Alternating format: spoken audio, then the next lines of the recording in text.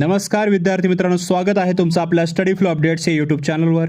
मित्रांनो, आज मी तुमच्यासाठी एक अतिशय महत्त्वाची आणि आनंदाची बातमी घेऊन आलो आहे। जे विद्यार्थी आरोग्य विभागाच्या भरतीची आतुरतेने वाट पाहत होते त्यांच्यासाठी महाराष्ट्र शासनाकडून एक मोठं अपडेट आलेलं आहे। आरोग्य सेवा आयुक्तालयाचे एक नवीन प्रसिद्धीपत्रक जारी झालेले असून गट क आणि गट ड च्या संवर्गातील नवीन पद भरतीची प्रक्रिया लवकरच सुरू होणार आहे। तर आजच्या व्हिडिओमध्ये आपण पाहणार आहोत की नेमकी किती पदे भरली जाणार आहेत, भरती प्रक्रिया कोणत्या टप्प्यात आहे आणि जाहिरात कधीपर्यंत येऊ शकते। त्यामुळे व्हिडिओ शेवटपर्यंत पहा। चॅनलवर नवीन असाल सबस्क्राइब करा। ऑफिशियल PDF डॉक्युमेंट सर्क्युलर जर मिळवायचे असतील तर व्हॉट्सअप टेलिग्राम ग्रुप जॉईन करा, लिंक डिस्क्रिप्शनमध्ये आहे। आणि तसेच डिस्क्रिप्शनमध्येच पहिली लिंक आहे, त्याला क्लिक करून तुम्ही मराठी भाषेमध्ये सोप्या भाषेमध्ये आर्टिकल रीड करू शकता, तर क्लिक करायला विसरू नका। मित्रांनो, या परिपत्रकानुसार सार्वजनिक आरोग्य विभागामध्ये मोठी मेगा भरती होणार आहे।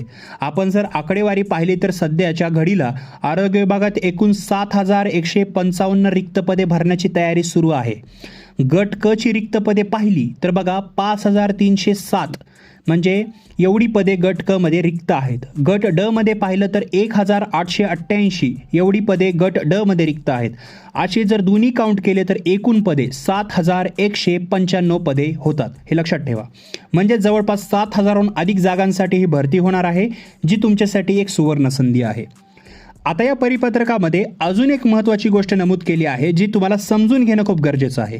राष्ट्रीय आरोग्य अभियान म्हणजेच NHM अंतर्गत 10 वर्षापेक्षा जास्त कंत्राटी सेवा पूर्ण केलेल्या 15,010 कर्मचाऱ्यांना अधिसंख्य पदे निर्माण करून सेवेत सामावून घेण्यात येत आहे।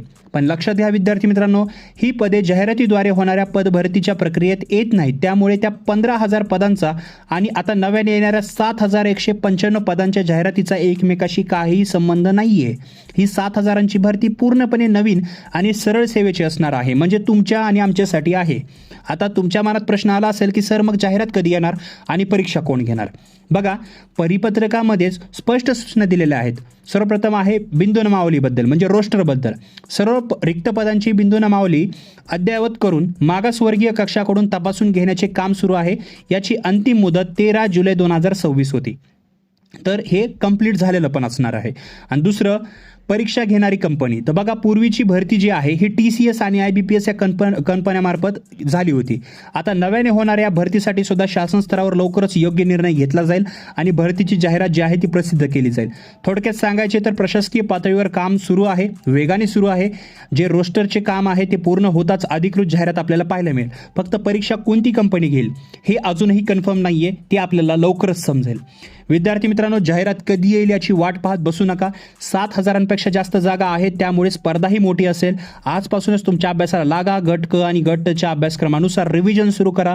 या भरती संदर्भातील किंवा अभ्यासाच्या नियोजनासंदर्भात तुमचे काहीही प्रश्न असतील तर मला खाली कमेंट बॉक्समध्ये नक्की सांगा। मी तुमच्या प्रत्येक प्रश्नाचे उत्तर देण्याचा प्रयत्न नक्की उत्तर देईल। अशाच अचूक आणि खात्रीशीर माहितीसाठी आपल्या स्टडी फ्लो अपडेट्स या चॅनलला सबस्क्राइब करा आणि हा व्हिडिओ इतर तुमच्या अभ्यासू मित्रांसोबत नक्की शेअर करा। चला तर मग भेटूया पुढच्या व्हिडिओमध्ये। तोपर्यंत अभ्यास करत राहा आणि स्वतःची काळजी घ्या। तर मित्रांनो, हा व्हिडिओ पाहिल्याबद्दल धन्यवाद।